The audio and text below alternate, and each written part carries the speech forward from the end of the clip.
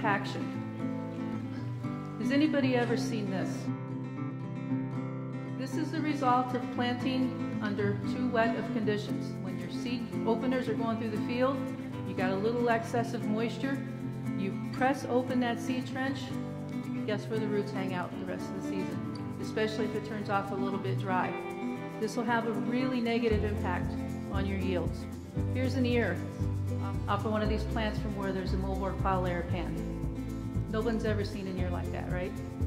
They don't exist here, I don't think. Just a little bit of data from The Ohio State University.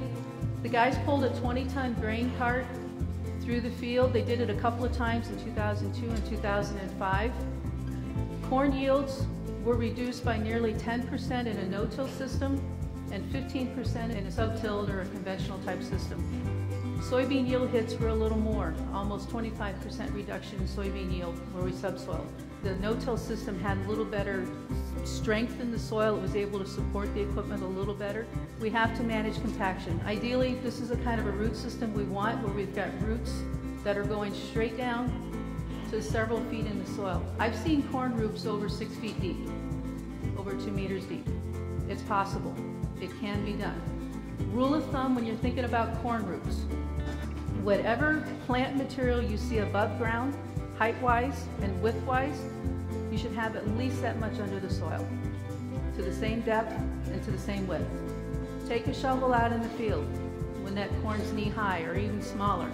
If your root systems are not as deep as what your corn is tall, we've got some issues we need to think through on soil management. Moving on to planting, looking at planter maintenance, seed spacing, configuration of your rows, population, placement, uniformity of germination. Of this whole list, I'm not sure I could rank one higher than another in some cases. If I had to rank them, planter maintenance and calibration is probably the most important part of what you're going to do this spring.